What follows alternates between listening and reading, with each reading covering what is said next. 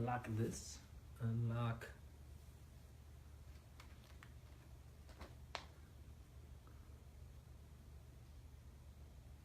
It's rolling. Oh! Ooh. Looks like we may be live. This could be a flop. We've never done this before, as we have mentioned. Could go horrible. We think it takes a little bit of time to actually let people know. We're still a hair early. But, so we'll take just a few seconds. Wait till the 12 o'clock on the dot. We're not quite sure whether or not the comments come in real time or how we actually see those comments. So we're going to try to follow along on the computer and laptop here, or iPad. But we also fielded questions prior to via our email list and also our Facebook page of questions that people have had. We initially wanted to do this to talk a little bit about the questions that people had been shooting to us over the course of the last 2 weeks about the House of Pain, both the indoor cycling class that we've done the past 6 years, and then also the strength class that we started up, and we've gone through that first block, or we're about ready to finish the first block of training. But we also got some great questions dealing with running, back pain, how to incorporate strength training into a program, nutrition on long rides, which kind of relates to any longer endurance event or training, technique stuff. So we're going to go through a pretty broad range of topics. Now, Dale and I are renowned for being very bad at talking way too much. Yeah. I'm prior to doing it. So I've got a sweet little timer here, and I'm going to be hitting the 2-minute 30-second max. So there will be no more than 2 minutes and 30 seconds spent on any single question. So if you have questions, I think we can kind of see them. We've got like 3 friends watching, I think, right now. 3? Hello, 3 friends. How are you? Hey, if somebody doesn't mind like typing something to see if we can even get a comment, that'd be great. Anything? Bueller, are you out there? I think there's a good like 30-second lag in the video. So whenever you hear that, if somebody just wants to type something. All right, Cindy. There we go. Oh, Leigh. Bam. All right. Awesome. Nice. Logan. There we go. Huey. Oh, man. We're in. We might just do this all the time. Renee, we got your question. Jeff, we got yours. Logan, I think we got yours too. Yep. All of you. We got questions from you. All right. Sweet. So let's go and get rocking and rolling. We're just going to run down the list, and yeah, if you have questions along the way, shoot them to us. Hopefully we'll see them and answer those for you.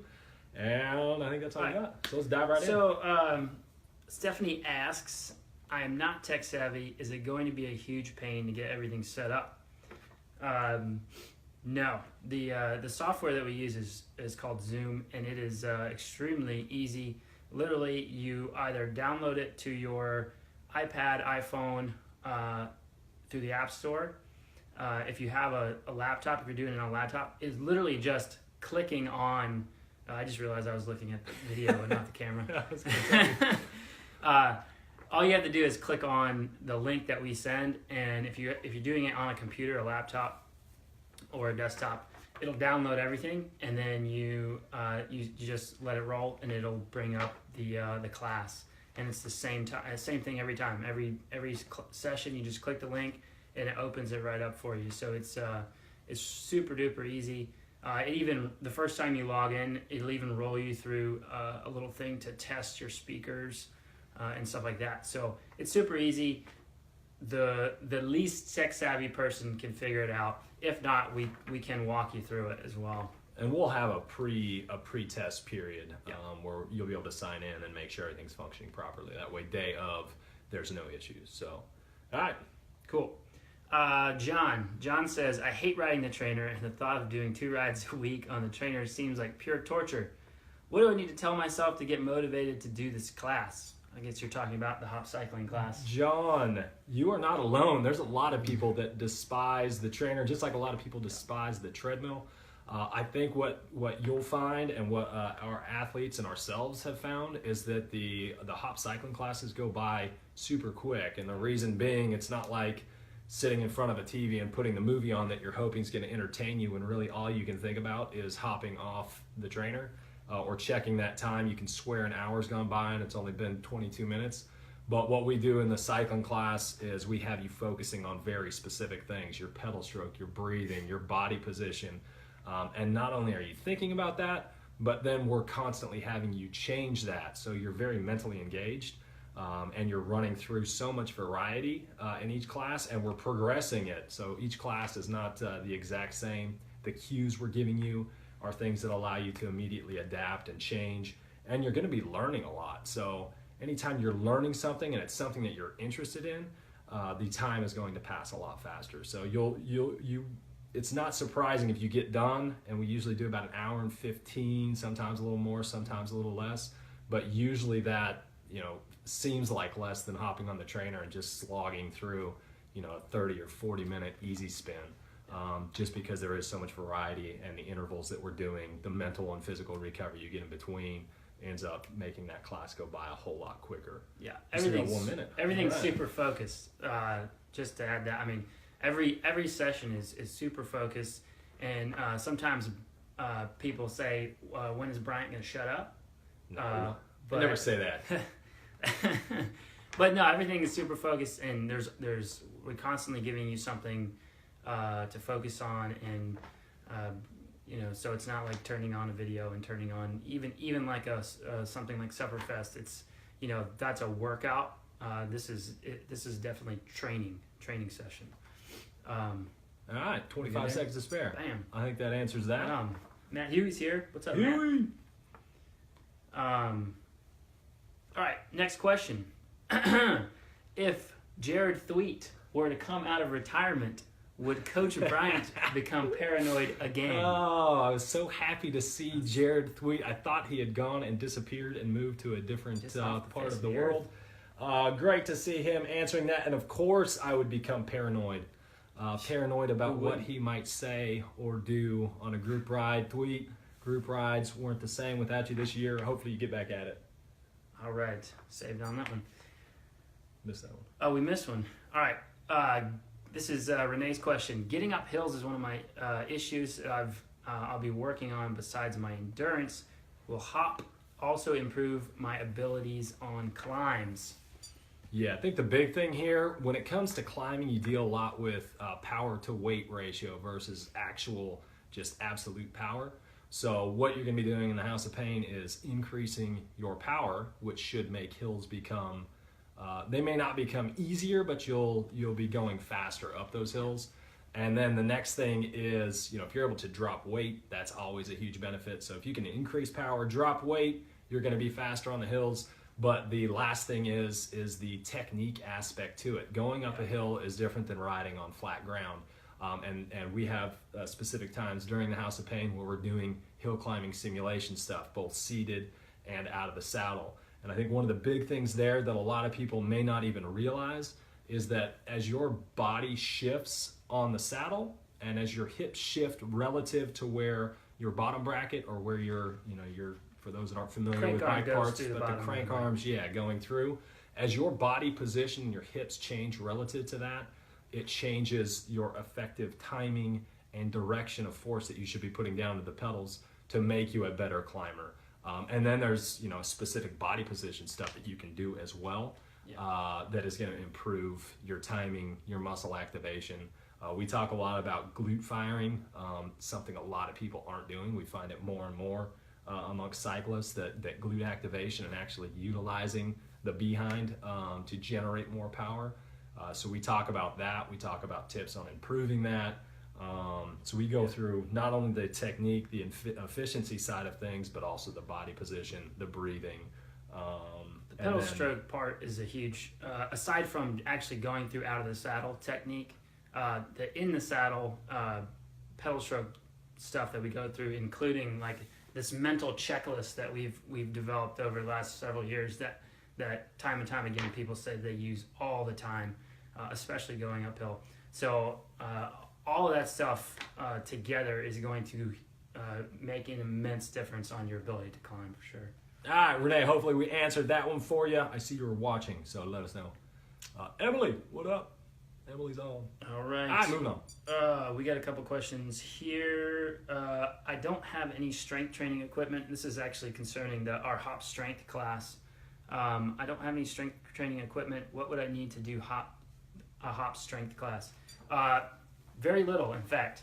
A lot of people actually have started with body weight, and the whole idea here is, regardless of the time of year, we help everybody in the class kind of shift the class based on where you're at. So while we might be the people who've been there a while might be in a strength building phase, the new people will kind of be changing the reps and sets and be doing something more activation and mobility based. And even just working proper technique. That's one of the big values we've seen so far is, we've been in the strength training world for a long time, so it's second nature to us, but seeing the live feed and seeing the people that are part of the hop strength class, and it's the same thing with the cycling class, what seems like second nature from a technique standpoint to us, proper low back, proper spine position, making sure you're activating the right muscle groups. What we're seeing is, that's not second nature to everyone. So us being able to provide those mental cues, especially to the beginners or people who haven't done the strength training before,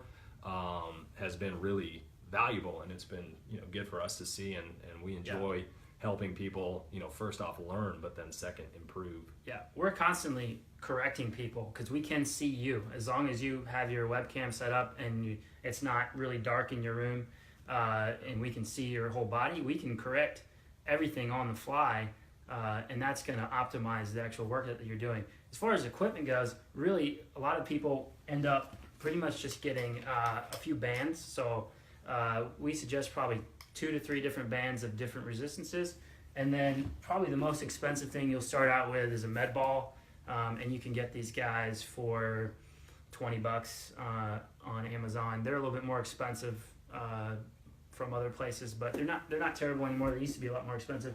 And then the last thing we use from time to time is a physio ball. So that's kind of optional. Dale just does that to show off his circus tricks. I like balance. I like balance. So that's basically what you can start off with, and then we can kind of, as you get stronger and feel more stable, we started incorporating heavier weight, and a lot of people have already gotten sets of dumbbells and stuff like that to increase your effectiveness of the class. Time's up. Moving on. All right. Here we go. Logan, this one's for you. What type of testing, if any, do we need to have done before starting the hop? Answer to that one is 0. On day 1, we are going to do an FTP test, whether it's with heart rate or power or perceived exertion, and we are going to then help you set your zones. Look at the camera. Sorry, I'm staring at myself. Help you set your zones up then for for the intervals and work that we're going to be doing in the class, and then we'll be doing 2 more FTP tests throughout the class, 1 in the middle, so that we can then reset zones before we get into the harder stuff, as we would put it. Second question, do we need a USB ant stick or any other electronics besides the camera and powered speakers with our trainer? Show them the quick... So not really, no. You only need, as long as you're collecting your own data, like on your Garmin, that's all you need. If you have something like Perf Pro or something like that collects the data for you, you can use that. But as long as you can see, you just need to be able to see your data. And if you have 0 data, then you're going off perceived exertion. And if that's the case, all you need is this simple setup right here. I'll show you. Yoink. All right, so basically what we have is bike on a trainer, and a webcam. Now, we will recommend, if you have a webcam on your computer, that's great. That makes it a little more difficult for you to actually see the class and get on camera, because again, we can actually help your technique through the 2-way video feed. So we suggest getting a wired webcam so that you can set it away from the bike and get a full body shot of you and the bike, and that way we can help with technique. But this is pretty much it: webcam, bike with a trainer, and then your powered speakers so that you can get good sound. Yeah, that's probably one of the most important things, so that you're able to actually hear what us coaches are saying as we're going along and giving you those cues. All right, cool. Logan, if we didn't answer that all the way, let us know. Miranda says this is good lunchtime entertainment. Well, let's keep doing it then. All right. Let's keep going. Miranda, we'll keep going. I enjoy swimming, biking, and running, and don't want to sacrifice a workout to get in strength work. How do I work it in so it doesn't interfere with my other training? That's old Scott. Scotty boy. At least I'm assuming it's Scotty boy. One of the big things here is it's easy to neglect the strength side of things because most people can't initially see how it's relating to either performance gains, or primarily performance gains. You think you have to be so specific in training your specific sport in order to improve, but really this is like the extra thing that you have to. It's kind of like nutrition. It's the thing that you may not see the immediate gains from because you're not looking at your pace, or you're not looking at your power, or you're not looking at your average speed. But it's what's going to make you healthier. It's going to help prevent injuries. All it takes is one injury. We actually have a few injury questions on here. All it takes is one injury to set you back 4 weeks, 6 weeks, even longer than that. And all those gains you may have had in your actual, specific training are going to go away. So this is like the part of the preventative measure. But what we're also noticing, like we said, we're almost 6 weeks into the first little strength thing we've been doing. We're already hearing feedback from people saying they're feeling stronger on the bike, their stability is getting better, and they're actually starting to note once they got through the soreness. And I think that's part of the biggest scare for a lot of people. If you haven't been doing strength training, it's gonna make you sore. You're taking yourself through a range of motion and firing muscle groups that you probably haven't worked through that range or activated in a long time. But if you can get through the first 2 weeks, and I think some of the people there's people who've been doing the strength class, they can weigh in for us maybe on the question part here, the comments. Once you actually start going through it and get through the soreness span, I think most have said about 2.5 weeks, 3 weeks for some, and that soreness is starting to go away, and they're starting to see the benefits of it. So for a lot of folks, you got to get through it. You got to do it for a little while to actually see the gains and feel better. If all you do is give yourself 1 week, you're just going to get sore. It's gonna hold back your training because you're going to be feeling sore. You're going to feel slower, on the bike when you have hamstrings that are sore.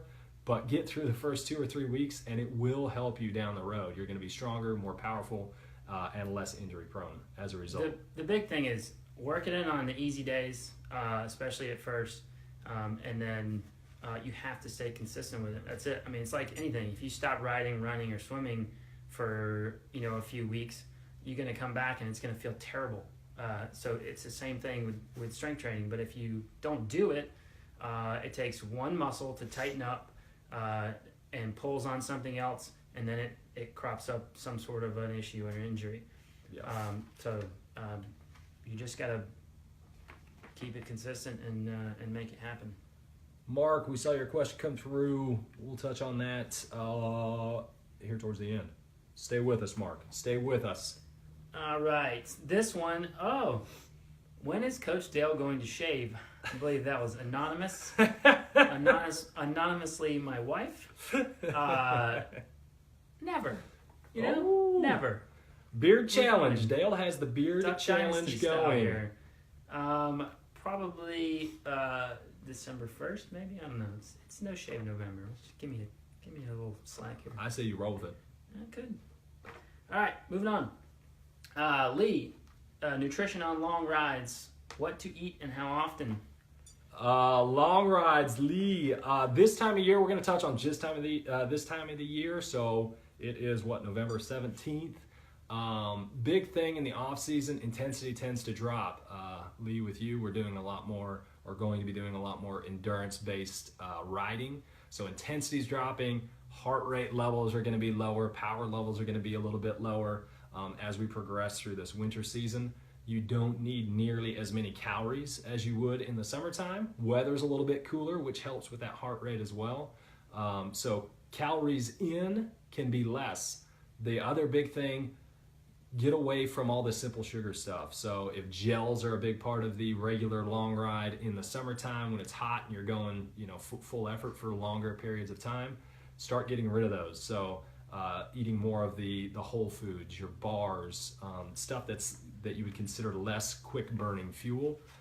In the sports drinks, so myself and I think Dale is as well in the off season, I use the 0 cal stuff. I still like to keep the electrolytes coming in, but I don't get any of the sugary stuff from my fluids anymore. So I decrease those calories, and you want to get your body more efficient at burning or pulling from fat stores as opposed to carbohydrates. So it's called metabolic efficiency.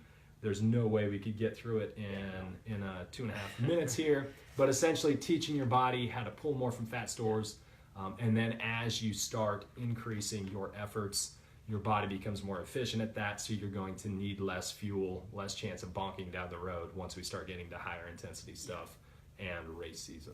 Yeah, with the lower intensity, you have there's a little bit more leeway to do these longer rides without bonking. So it's the time to kind of cut back and not eat nothing, but eat less and eat less processed stuff, and teach your body to burn more fat as fuel. All right, cool. Just in the comments here, Matt Huey says he can do some prehab and rehab. Matt Huey's a PT here in town, right? PT? Yep.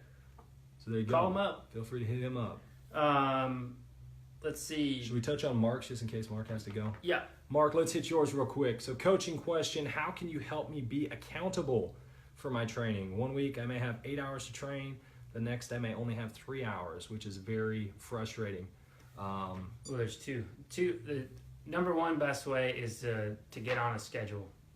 Get on a if you know, I know we've talked about this before. In that if your schedule is just crazy, you essentially have to pick out say 2 days out of the week that are your priority workouts, priority days, and try to do your best, whether it's on a Monday, Tuesday, Wednesday, Thursday, Friday. Like 2 of those days you have to hit those workouts. Then you always get your long stuff on the weekends, which is usually not hard for people to do. But be accountable to those workouts, and don't necessarily get harping on having to ride every single day. The consistency helps for sure, but if you're one of those people who are time crunched or have a crazy schedule, put priority on those two major workouts that are actually going to benefit you, quality workouts, we call them. And then the second thing, is riding with other people, or having some sort of a community or a group to help hold you accountable. That's or a coach. I mean, obviously, shameless plug there, but having a coach period keeps you honest and accountable, because they're looking at what you're doing. They're looking at your data. They'll pick anything out that they can to help you improve. So if you're inconsistent, that'll be the number one thing that they stay on you about. And one of the other things is think about training stress. So if you have more time, it may be that you're able to go slightly easier. If you have less time, you may need to go quite a bit harder. So either a coach can help you with that, or a habit that I think a lot of, especially endurance athletes in particular, get into. It's, if I don't have an hour, it's not worth doing. Or if I don't have 2 hours, it's not worth doing. When really you can get a hard workout in 30 minutes. And this time of year, cross training is huge. So if you're someone who travels a lot, if your body's adapted to some running, that's something you can typically do anywhere and in a short period of time, and it's going to have benefits down the road. Strength training is the same thing. You can get a great strength workout in 20-30 minutes, or hop strength class 45 minutes. So those things will help as well. Yeah, absolutely. Bobby says, my lower back is sore after running. Now it turns me into an old man. Ever encountered that before? I've thought stretching and being less fat would be a solution, but I prefer a quick fix. Yeah, everybody would prefer the quick fix, but generally here's how things go. You get into like a big part of your training, into the biggest part of the season, and you're so devoted to running or riding or swimming, biking, running, or whatever, that the first thing that goes to the wayside is strength and flexibility. So as that comes down and you start to get a little bit weaker, then something fails, or a joint gets out of alignment, or something tightens up and it's pulling on something else, and then you end up with back pain that you could have prevented, just by staying consistent. Problem is once you get to that point, it's there's no real short road to then not having that pain anymore. There's a lot of pain management techniques, like you can go to a physical therapist, or even see a chiropractor to see if there's a joint that's out of alignment, and then there's a lot of other drug-free options, like using a TENS unit or some of these other electronic units to kind of minimize the pain. But once you're getting, and this kind of goes into, I know we're running out of time on this one, but it kind of goes into to Barry's question, and he's saying, my training's been sidelined by significant sciatic nerve pain, which, Bobby, that could be part of the problem. I never had this issue, and I just thought it would go away. It hasn't. Advice on what to do and a doctor to see. So a doctor, I would start with a physical therapist, just because that's kind of like the first stage. If you go straight to a doctor, they're going to say, well, I don't know. And Matt's, saying you can try dry needling. That's something that's we've had a lot of people have success with, as far as pain management. So that's something to see. And like I said, even a chiro, can tell you if you have a joint out of alignment, but then they don't necessarily. Some of them can give you a plan to fix it. Fixing it requires strength training, flexibility, mobility, and stuff like that. But again, there's ways to manage the pain along the way. And it could also be that there's a deeper cause as well. But we always prefer less invasive to the more invasive. If you go to an ortho or a surgeon, their fix is typically going to be, especially if you have some sort of disc issue, theirs is going to be surgery. A PT is going to be a lot less invasive than that. But that's where we would start with the PT. Matt's here, saying come see me. He'd probably be able to answer your questions as well. So hopefully that answers that. It seems to be a pretty common one. Leigh's weighing in. Dry needling has helped her in the past as well. A lot of it is what's causing the issue, and finding out. And it could be an overtraining thing as well. So rest, which I think is a question. Sometimes rest is best. Let's see. We got next question here from Emily. They say running is 90% mental. If running is 90% mental, how can we train our minds like we train our bodies? Good question. There's actually books out there. One of the books I've really liked is Elite Minds. I read that when I had my hip injury that I had a couple years ago, from that wreck. And there's a few different things. Dale and I were actually discussing this leading up to this. You have to actually put yourself in positions where you're suffering. So training is a great time for that. A lot of people never push themselves hard enough in their training. So then during a race, when the bad thoughts come in and the pain starts coming in and the suffering happens, a lot of people give up. At that point in time, positive self-talk is huge, and having mental imagery is huge. Visualization prior to the event, actually seeing yourself be successful in your mind, experiencing it, running through it in your brain, having a plan set up, and then doing the training that leads into a successful event. So a lot of people, if the training isn't there, there's going to be a lot of self-doubt. If you've done the training, confidence can be a big time issue. And then Dale and I were mentioning mental adversity training, or MAT as we call it, something we do in the House of Pain, cycling. It's really tough to do, even with a coach. It's tough to do unless it's live and in person. Because if someone's writing a workout, you know what's coming. So in the back of your mind, you're always saving up energy for that last interval, or you're reserving a little bit, not pushing as hard as you might be because you know what's coming next. Well, for those of you that race and that are trying to push your boundaries of what you're capable of, it's tough to do on your own. So having someone else that you're trying to stay with in a race pushes you harder than you would probably push yourself.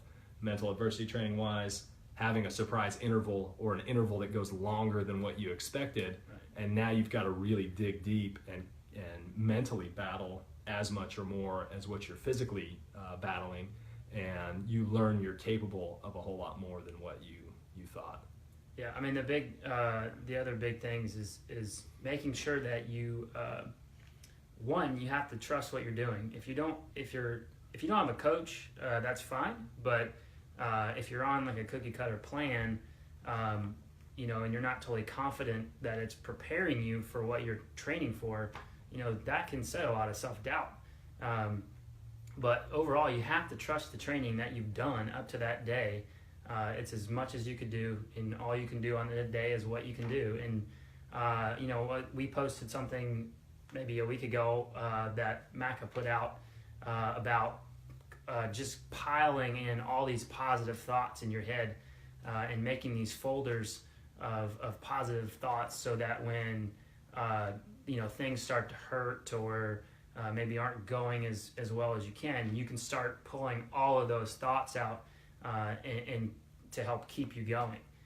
The other part of it is focusing on technique, and that's something huge that we teach in the hot classes, and we teach some of our run clinics and stuff. This mental checklist that we run through that makes you focus on the major things that are going to keep you going, like your pedal stroke, your breathing, your cadence, your body position, and even fueling. So that's huge. And not, the worst thing you can do is let your brain go into the negative downward spiral.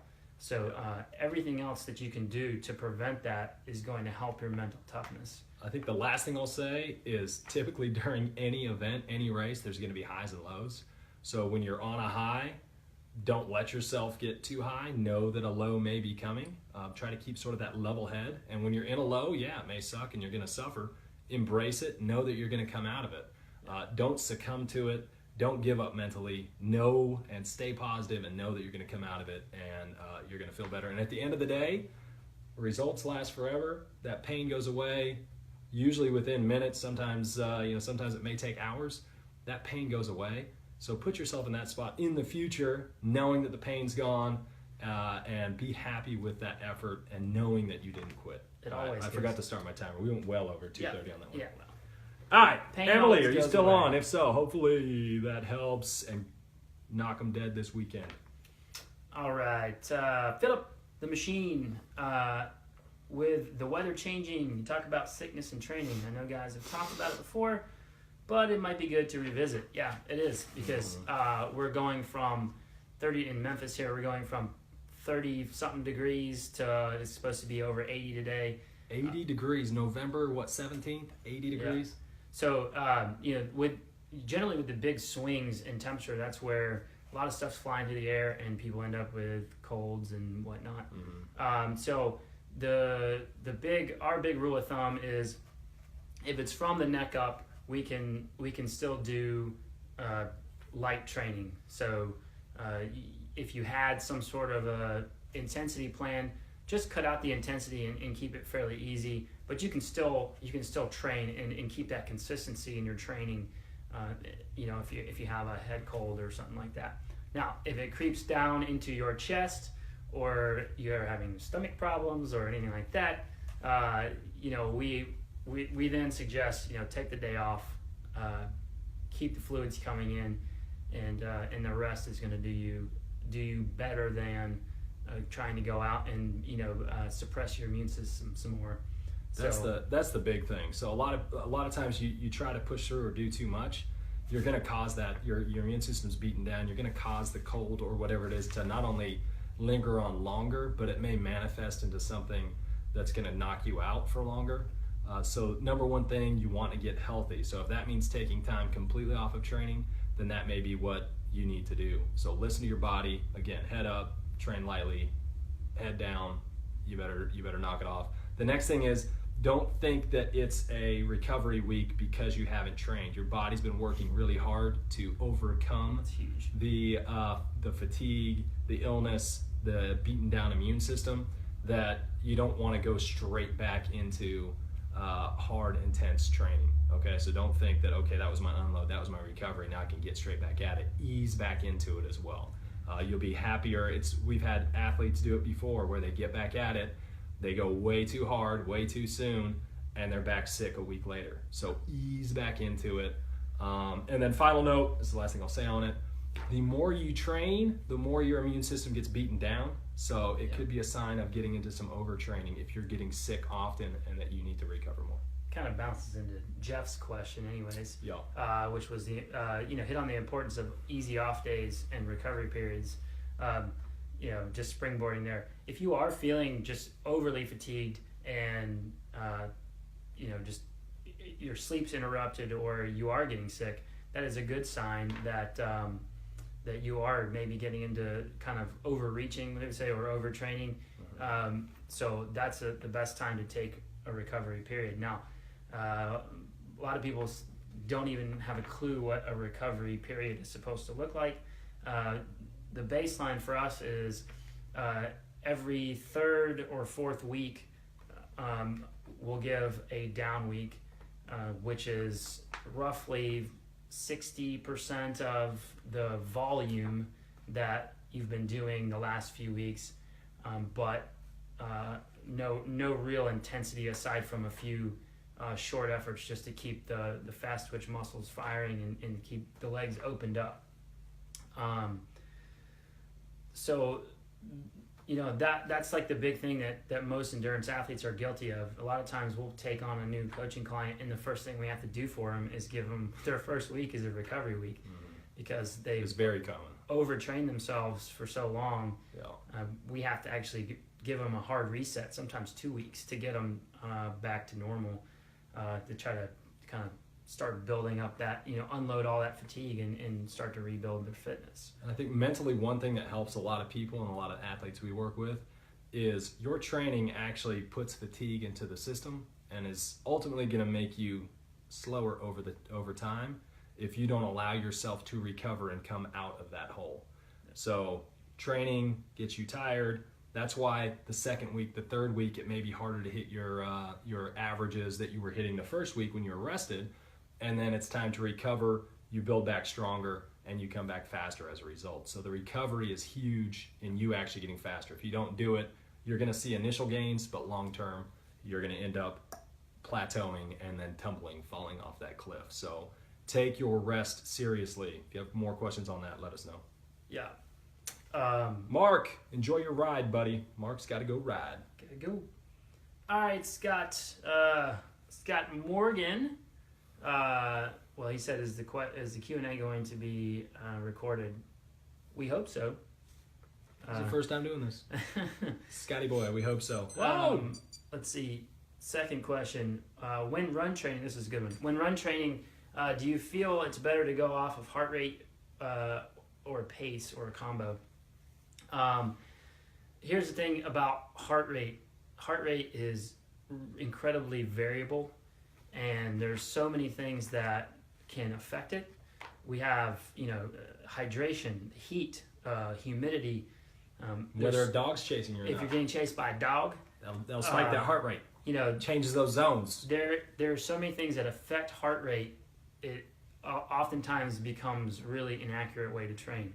Yep. Now it's not inaccurate in a controlled environment. So if the weather's pretty good, mild temperatures, you're fully hydrated, and all that stuff. And there's no dogs. And if it's all that you have, it's a great way to train. Rather than doing nothing, having nothing. But at the same time, pace is great. You say you do a 5K test and you set your pacing zones. Pace is great until you're on a rolling course or a hilly course. It's external factors come into play with both pace and heart rate. So, most of the time, what we tell people is train with pace, but in a scenario where you're doing either a hilly course or a hill workout or something like that, you're going to go off perceived exertion, not even necessarily heart rate, because again, with short intervals or even hills that are short, heart rate is delayed. Heart rate response is delayed, so you can get to the top of the hill and it won't actually kick up until you're over the top of the hill and you're kind of recovering now. So we always tell people to go by perceived exertion, and there's a lot of people that never actually learn how to pace themselves.